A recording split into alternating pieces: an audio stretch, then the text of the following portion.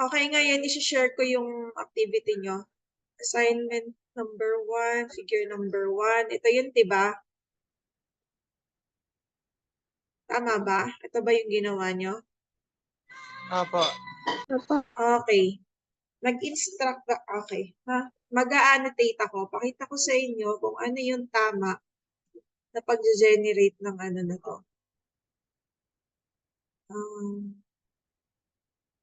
Ang top view, di ba yung sabi ko, ang top ay ito at saka to, and then yung front, itong part na to. Yan, ito, at saka to. Nakikita niyo ba yung pointer ko? Ha? Opo, ma'am.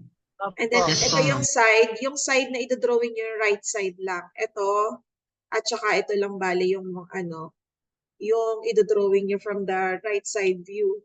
No, sana instructions pa lang marunong ng sumunod. When I say ang idodrawing lang is top view, front view, and the right side view, yun lang ang idodrawing.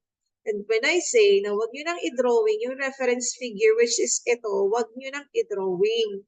No, nag-aaksaya lang kayo ng effort nyo. Ang i-drawing nyo lang kung ano yung ni-require ko. At kung hindi ko naman ni-require, nalagyan ang dimension mo, huwag nyo nang gawin. Aha. Okay. So, paano gawin yung ang top view niyan ay ganito lang.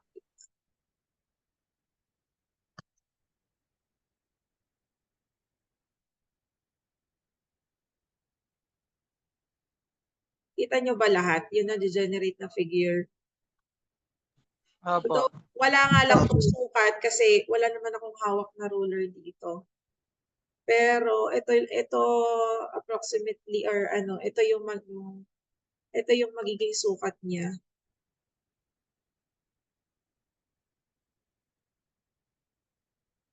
At saka ito yung itsura.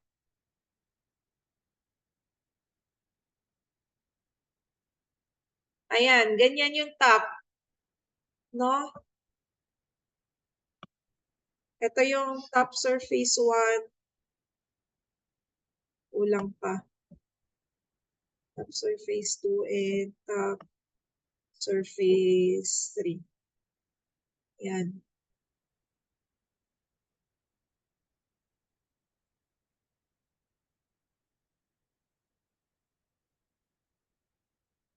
Okay, gets nyo? Ito yung T1. Ay. Ito yung T2. Although pag nag-drawing kayo, huwag nyo ilalagay itong mga label na to, T1, T2 na yan. Pang ano lang yan. For your reference lang. And then, front view. Ang front, ito ha, tumingin na kayo ha. Yung mga hindi nakikinig, yung mga lipad siya ng utak, ay intindihin nyo to utang na loob at baka mamaya mali na naman tayo. Yung top view nyo, itong leftmost part ng top view, dapat naka-align siya sa leftmost part ng front view nyo. So yung ang front view nyo, approximately ganito yung magiging itsura niya. Hindi pala approximately, ganito yung itsura, but yung size niya ay yung measurements, hindi to yung exact, but ito yung magiging general na itsura niya.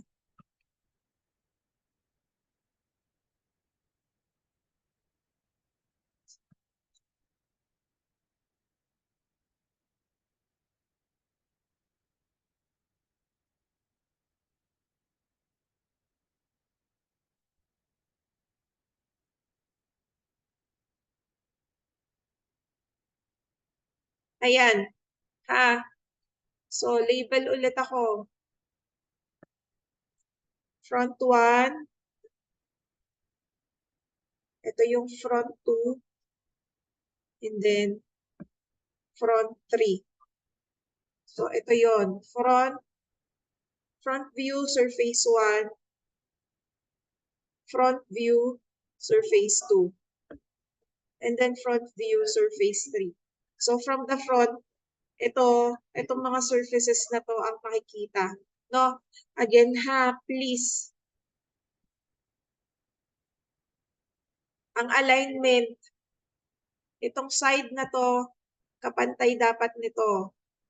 Itong corner na to, katapat dapat ng corner na yan. Hindi nyo kailangan maglagay ng lines. Itapat nyo lang yung mga triangles nyo. Pag i-drawing nyo na to, halimbawa, unahin yung i-drawing yung top view. Pag i-drawing nyo na yung front view, itong part na to, pag i-drawing nyo itong part na to, please paki-align dito sa guhit nyo dito. Kasi iisang gilid yung tinutukoy natin. Kaya dapat magkatapat yan. And then for this part, pag ito naman yung ito-drawing nyo, kailangan katapat siya nito. Hindi yung hindi yung maglalagay lang kayo ng line extension from this line papunta dito sa baba. Sukatin nyo. Di ba? Ano yung sukat? 25. Di ba? So from this side, papunta dito, dapat 25 yung distance niya.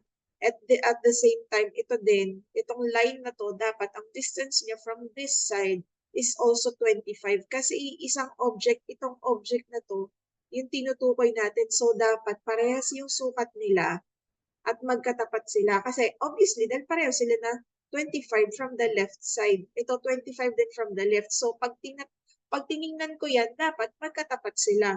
No? Hindi ko yan itatapat-tapat lang ng, parang itatapat ko lang yung ruler, tapos titingnan ko kung straight. Hindi ko gagawin yun. Susukatin ko talaga ng ruler. Kung ginawa nyo talagang 25, or nag-instruct ba ako na to divide by 2? O hindi naman. 25 millimeters, di ba, ang ginamit natin? Nag-instruct po. Na i-divide sa 2. Lahat ng mga numbers na to. So, kung 50, ha?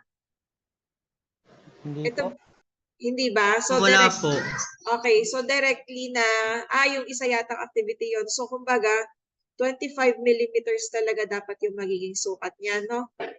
Or 2.5 centimeters. So, yan. Itatapat ko talaga yung ruler ko and I will check kung talagang 2.5 cm ang distance ng mga to.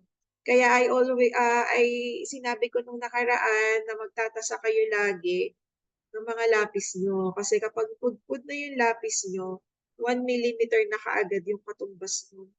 Diba? Kapag lumagpas ng 1 millimeter yung sukat ng drawing nyo, mali na yon, no? Now, ito namang part na to, ano yung distance na to? Paano nyo malalaman yung distance and lapad nitong T2 na to? Or itong F2 na to? Paano nyo nalaman? Meron bang pwedeng sumagot? Ito, nung idodrawing itong part na to, anong dimension or anong measurement yung ginamit nyo? Yung ano po, 55 minus 25 po. Tama. Ganun lang.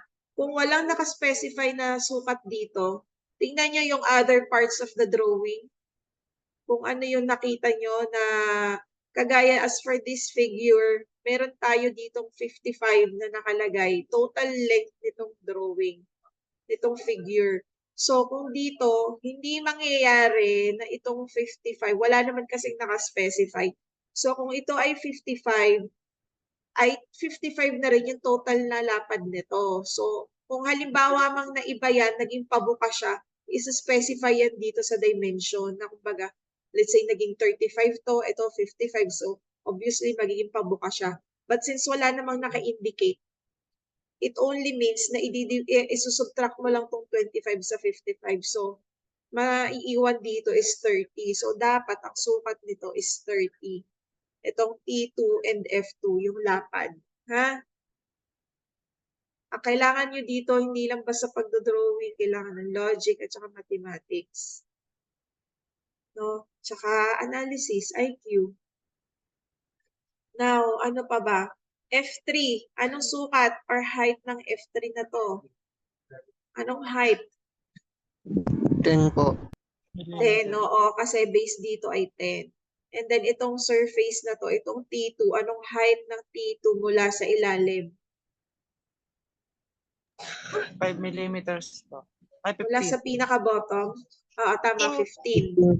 Ha? Itong F2 na to, itong F2, F2 lang ha, anong height ng F2 ang nilagay nyo? 5 lang po. Bakit? 5. Bakit 5? 10 minus 15 po. Okay, tama. Kasi 15, yung total height ng T2, itong surface top number 2, 15 from the bottom ay 15. And then itong F3, ang height niya is 10 based dito sa naka-indicate sa left side ng figure.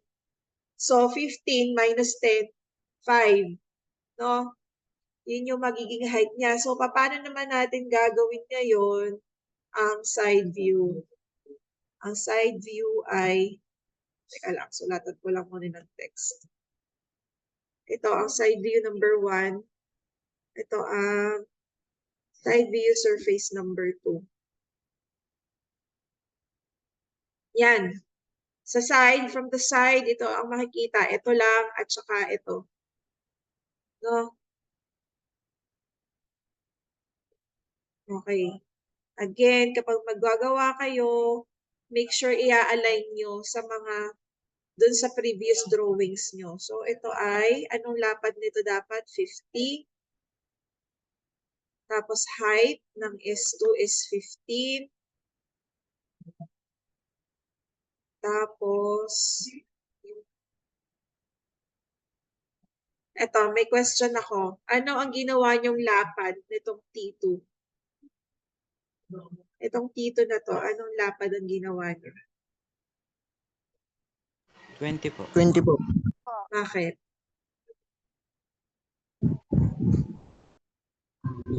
Bakit 20? Minus 30 po. Ano yon?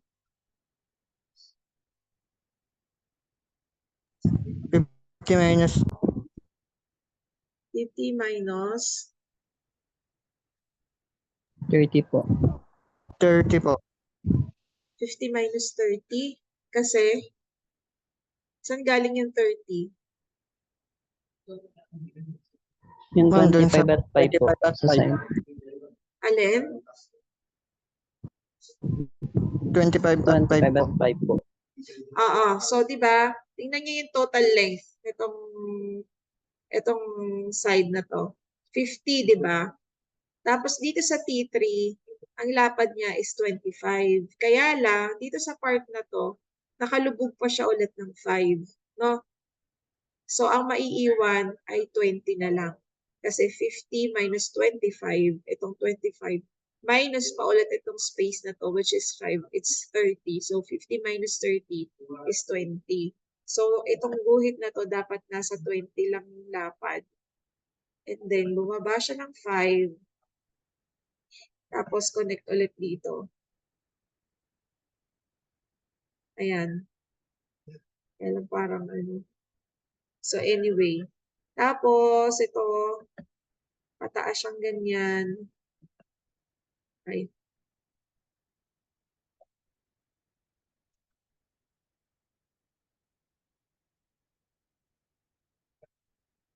So, yan. Ito yung ating right side view. No? Itong surface na to, yan, yung S2.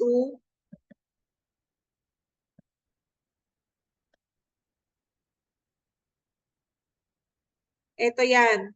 Itong part na to, yan yung S2. And then, itong surface na to, yan ang surface na muna natin. Ay, sir. Ay, ma'am, Brenda, kukunin ko yung size mo, ha? Ako. Hello, sir. Naaliw ako sa mga sineshare mo para kang estudyante.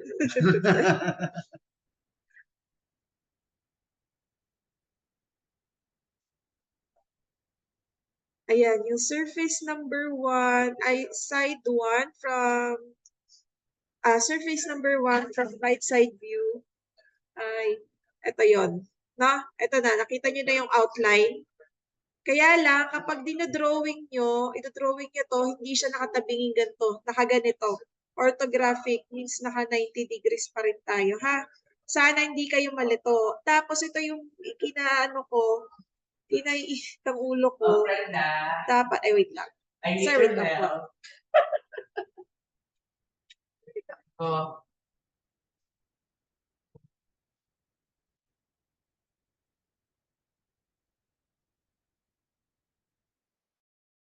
Saglit lang ha.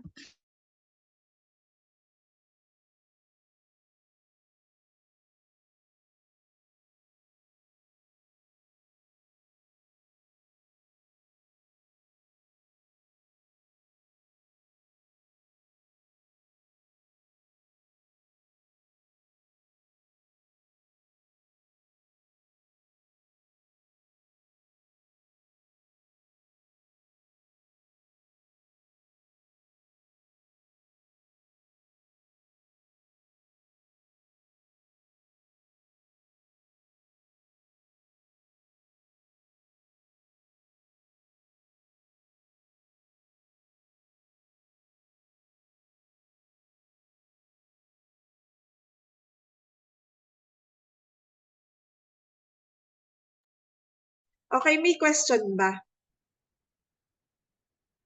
Ha?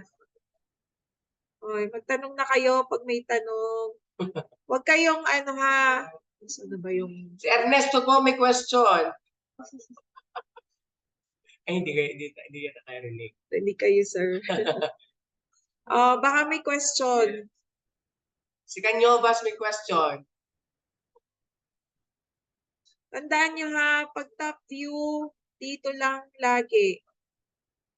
Ito yung tamang pwesto. Ang top view nyo, laging nandito. Ang front view nyo, directly under your top view. Hindi pwedeng nasa ibang pwesto. Hindi pwedeng hile-hilera. Ha? And then ang right side view, obviously, dapat nasa right side siya ng front view. No, kung magli-label kayo, maglaan kayo ng enough, Ano, internet connection? maglaan kayo ng enough space dito. And then top view. Dito sa mga area na to.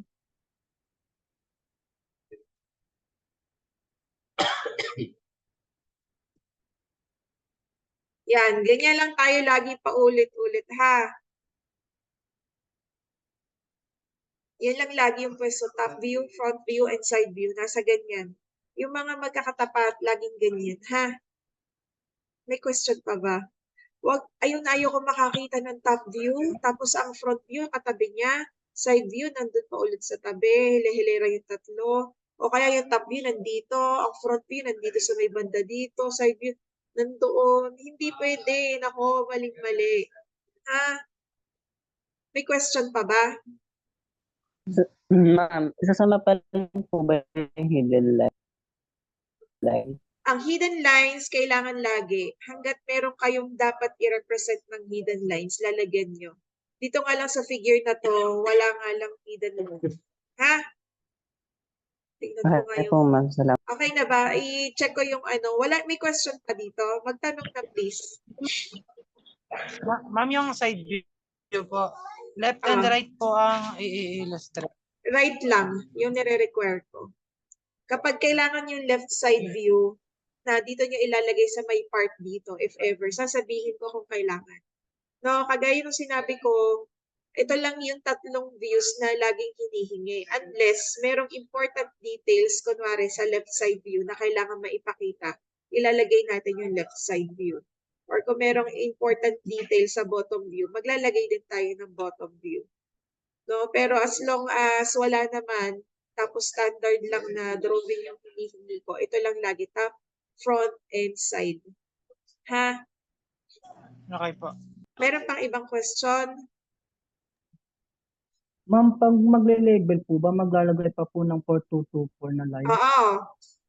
Kada maglalagay kayo ng text, Ano sir, lalagyan nyo ng sukat na 2-4. Kahit 2-4 lang, hindi na 2-2-4. Isang 2 at saka isang 4 lang. Okay? Lagyan nyo na, ito, kagaya nito, top view. So, maglagay lang kayo ng maliit dito, makitid lang na 2-4, enough lang para masulat nyo yung top view.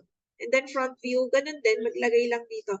Please make sure na makakapaglaan kayo ng enough space sa ilalim nitong top view nyo para masulat nyo ng tama yung top view.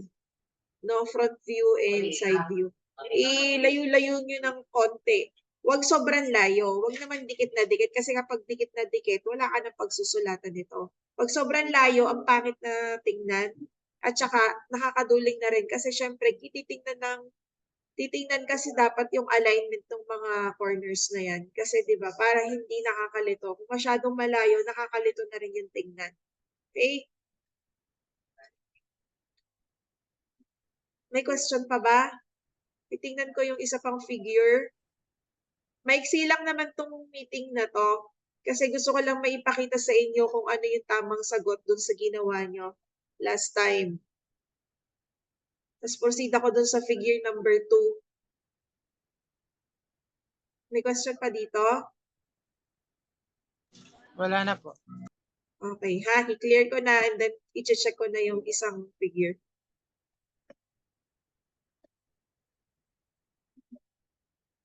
Hanapin ko lang. Sana yung mga hindi nagtatanong, naintindihan talaga ha. Baka mamaya kung kailang tapos na, saka kayo mag-aano, tanong ng tanong.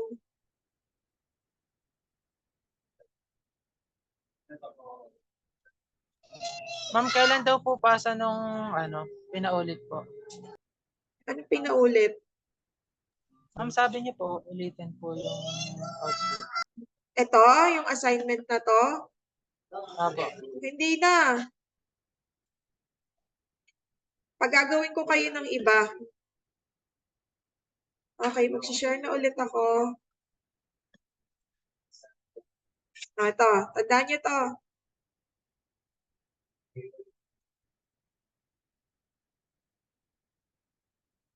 Nagawa nyo ba to? Sige, labelan ko muna. Sa top, ito yung makikita natin, di ba? From the top, ito, top 1. Itong inclined plane na to, kita rin. Top, ay, mali.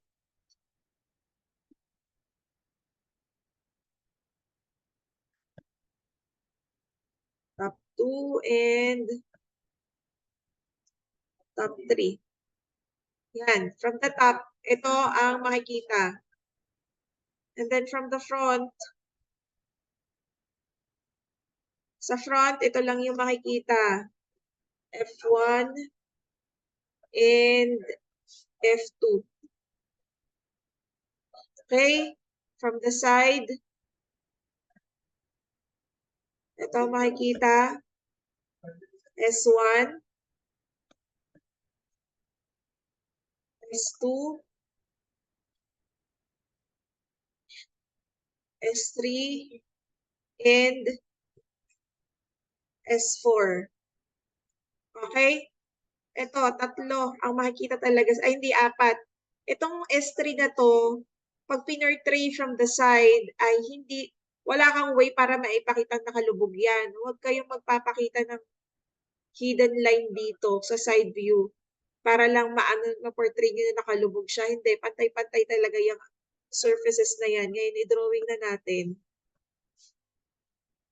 Okay, top view. Ang top view ay 20. Ito, diba? Based dun sa illustration. Ang lapad, 25. No? 20 and 25. Now, yung length. Ano ang magiging haba nito? Itong P2 na to. Kapag dinrawing natin dito sa top view. 55 po. Ha? 55 po. Hindi. 45. Ay, 35. Tama, 35. Ito, hindi mo lang napansin siguro to. 75, di ba yung total length niya? And then, meron tayong 20 dito. So, minus 20, 55. Pero may 20 pa dito. Minus 20 pa ulit. So, yun ay 35. Na. So, 35 ang haba. Tapos, ang lapad niya, 25, 35. Tapos, pantay ito ha. Teka na, ayusin ko na. Yan.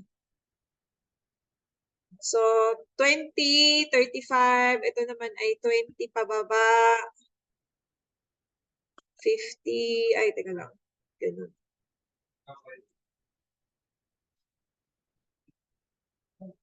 20, 50, 25, 12. Ayan ha, 12 ito. 12, nakalubog siya ng 12. 25, 12, 25. Yan, kaya yan ang sukat niya. Mali-mali nga lang to kasi wala ako sa AutoCAD. O yan, more or less, yan yung magiging sukat niya. Yan ang itsura niya, ha? So, ang T1 ay ito.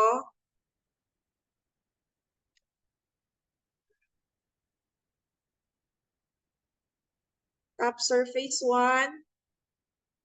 top, surface 2, and top, surface 3. Okay. Na-imagine nyo kung ano yung tamang pwestuhan? T1, T2, and T3. Opo. Okay, so punta naman tayo sa front. So F1 muna. Ano ang magiging height ng F1? Ang lapad niya ay 25 pa din. Itong F1. Ayan o, kitang-kita na dito, 25. So ano ang magiging height? From the front, ha? Ano yung magiging height dapat nito? 37 po. Bakit 25 po. 55 po. Iba-iba kayo ng sagot. 25 po. Teka lang, isipin nyo ay sa front tayo nakatingin. 25 Oh. po, ma'am. 25. Oo, kasi ito, 25. Kahit ito'y tabingi. Pag mula sa front, yan ay 25 pa rin yung magiging height niya, no? 25. 25. Ngayon, ito, anong lapad na gagawin ko dito? Anong lapad na to? 50 po. Tama, 50. Ayan.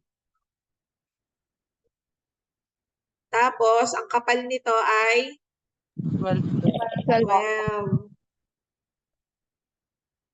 Tapos 50. Tapos 12. Yun na. Kaya lang, meron tayong hidden line. Ang hidden line ay gagamitan ko ng kulay pink. Ang hidden line ay para dito. Yan, sa surface na yan. Itong corner na to. No, katapat yan dapat. Yan, nasa banda rito. Yung pink na yan, dapat putol-putol yan ha. Mahirap lang magputol-putol na line dito. Yan ay ito. Itong surface na to, itong S3 natin na to, yan ay ito. Nakalubog siya. Di ba yung sabi ko, kung ano man yung mga corners or surfaces na hindi makikita from your direct point of view, pero nag-i-exist siya, kailangan nyo pa rin siyang i-portray sa drawing nyo using hidden lines. No, since siya ay hidden from your direct point of view, gagamitan nyo siya ng hidden lines. Okay? So, yan yun. And then for the side view, ito, S1, yan na. Para mas madali, i-drawing nyo muna itong baba. S2, S3, and S4. Ito ay 75 daw ang total length. So, ang ating S2 nakalagay na 25. Ang ating S3 nakalagay din na 25. So, obviously, ang S4 natin, ang sukat niya is also 25. Kasi 25 times 3 is 75. No? So, dito nyo ilalagay. Height, AR thickness is 12. Total length is 75. Ayan. 12, 75. And then from this side, bibilang ka ng 25 pa kanan, yun ang ating S2. From this side, bibilang ka ulit ng another 25. Yun ang ating S3. Pag nagawa nyo na yan, sukatin nyo to. Dapat eksaktong-eksakto na 25 din yan. Pag may labis dyan, ibig sabihin may mali sa sinukat niya. Maalin sa itong total length o baka may mali dito sa dalawang to. So, dapat equal na 25 silang lahat. No? And then, gawa ka ng line, pataas na 25 para dito sa surface na to. And then, 20 pakaliwa. Oops. 20 pakaliwa. Yan. And then, para hindi mo na computein, pero pwede kung gusto nyo mag-ano kayo, so katowa pa kayo, no? Pythagorean. Kung gusto nyo malaman yung total na haba nito. So anyway, para madali, ang gawin nyo lang, magbilang kayo mula dito, papakanan ng 20 kasi nakalagay na 20. So kung naka 20 na yan, tuldukan nyo lang ito, kunyari ito, 20, andito yung 20. Ay di connect nyo na lang from there to the top. Ayan na ang ating right side view. No? Label. Sa front,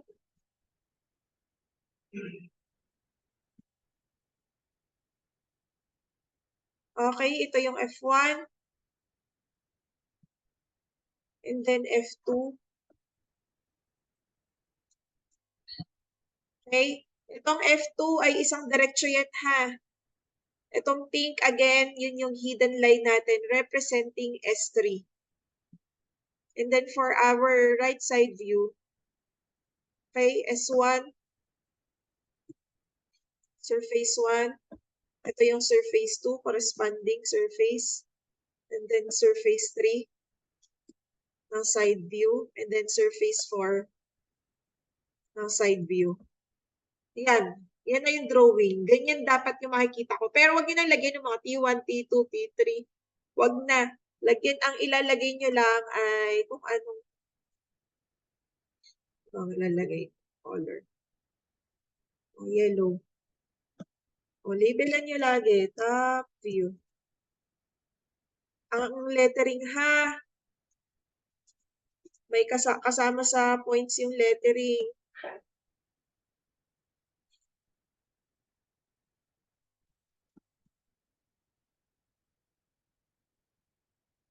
Okay?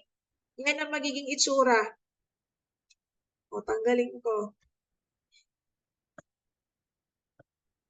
Para kuha. O, yan. Again, yung color pink ay hidden line. Broken lines dapat. Be solid. Okay, yan. Ganyan lang. Ganyan lang kasimple dapat yung makikita ko. Tapos pangalan nyo na sa ilalim, name and section. Gets? Ha? May question pa ba?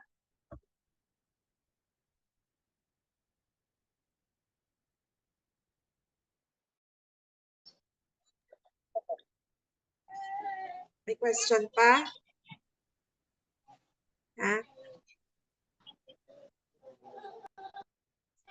Wala na po. Okay. Hopefully ay malinaw na, no? Kung meron pang question, itanong nyo na ngayon. No, ang sunod na gagawin nyo, yung plate number 2 na. Pakigawa sa long bond paper. Kung hindi kasya yung ano ba? Hindi ko dala yung ano dito yung ruler ko. 120. Huwag nyo na muna lagyan ng margin yung bond paper, no? Pagkasyahin nyo, huwag na rin yung muna yung lagyan ng label na top view, front view, side view, baka hindi magkasya. Pagkasyahin nyo. Teka, magbibigay ako ng instruction mamaya, susukatin ko. So, bale 12 cm. Titingnan ko ha. Basta ang gagawin nyo is plate number 2 naman ngayon. Huwag kayong magtatanong sa akin kung tama ba yung ginawa nyo. Hindi. Kasi kung meron pa kayong question about dun sa discussion kung paano mag-generate ng views, dapat ngayon yun na itanong. Tapos yun naman yung ano nyo. Next activity nyo. Ha? Yung plate number 2. Figure 1. No? Sukatin ko lang and then sasabihin ko kung ano, kung lalagyan pa ng label na top view, front view, or side view. Pagka siya, papalagyan ko. Kapag hindi, wala nang label na gano'n. Okay, magchat-chat na lang ako sa GC. Kailan po ang pasa, ma'am? Ang pasa ay kapag nagpasok na tayo. Hindi pala. Mag-ano ko, mag-create ako ng link dito sa LMS. Doon kayo mag-upload ng sagot nyo. Pipicturean nyo siya ng maayos. So, by tomorrow, dapat tapos yan. Ha? Pakiabang na lang ng link dito sa LMS. Okay? Anong oras ang next class nyo? 4 po ata. Anong oras? 47. 4? Dapat pala 4 to 7. Wala kayong klase ngayon sa ano? Ibang subjects nyo in between? From 1 to 4? Wala po. Ayun pala eh. Ipasa nyo ngayong 4 o'clock. Hanggang mamayang gabi. May activity. Hanggang mamayang gabi. Na, itayin nyo na lang yung ano, yung link, maglalagay ako dito. Tapos, i-measure ko na agad ngayon kung kasya siya sa long bond paper. Okay? Tapusin nyo yan. Kasi pag pinatagal ko yan, hindi nyo rin agad gagawin. Tapos nakakalimutan nyo na yung kung ano yung mga sinabi ko. Kaya dapat magawa nyo rin agad habang fresh pa. No? Okay? Ma'am, hanggang ano oras po mamayang gabi? Hanggang hating gabi. Thank you po. Okay. Sige. I-end ko na to ha. Sige po, ma'am. Okay. Sige. Pa-wait na lang ng Thank chat you ko po. sa GC tungkol dun sa sukat or kung ano pang i-include sa drawing. Okay. Thank you. Thank you po. Thank you po. Po, ma'am.